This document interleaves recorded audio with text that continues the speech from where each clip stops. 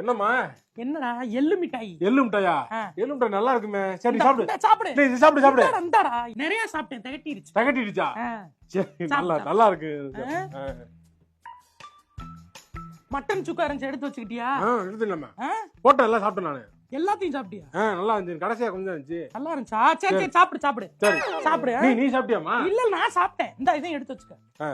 அது சட்டியில போட்டு பிரட்டி சாப்பிடு, அதுதான் டேஸ்ட். அப்படியா? இந்த தான் நான் போட்டு தரேன். சாப்பிடு. நல்லா இருக்குல்ல? சாப்பிடு சாப்பிடு. நல்லா இருக்கு. அத்தை என்னத்த மட்டனை பூரா எடுத்து சாப்பிட்டு இருக்காரு. நீங்க எனக்கு நீங்க சாப்பிடு. எங்கமா போற? நீங்க சாப்பிடலன்னு சொல்லுவோம். அவன் சாப்பிடட்டும். அவன் சாப்பிடறதுக்கு தானே செஞ்சு வச்சேன். ஏத்த அப்படி இருக்கீங்க? அதெல்லாம் அவன் சாப்பிட்டாலே எனக்கு மனசு நிறைஞ்ச மாதிரி ஆயிரும்மா. இல்ல பிள்ளை சாப்பிட்டா போதும், புருஷன் சாப்பிட்டா போதும்னு நினைப்பேன். அப்படி இருக்கிறவதான் தாய். சோறு சோறு சோறு அலையிறவ நாய். புரியுதா? அந்த நாய் குணம் இருக்கிறவங்க தான் ஐயோ சோறு எனக்கு கொஞ்சம் என்னோட எடுத்து தின்னு சொல்லி சண்டைக்கு போவாங்க. சாப்பாட்டுக்கு பேய் மாதிரி அலைய கூடாது, நாய் மாதிரி அலைய கூடாதுமா. தாய் குணம் இருக்கணும். ஒன்னே சொல்லல.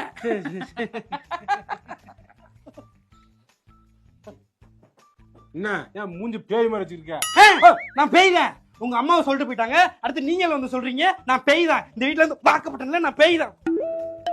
மட்டன் சாப்பிடுறியாடா? வைமா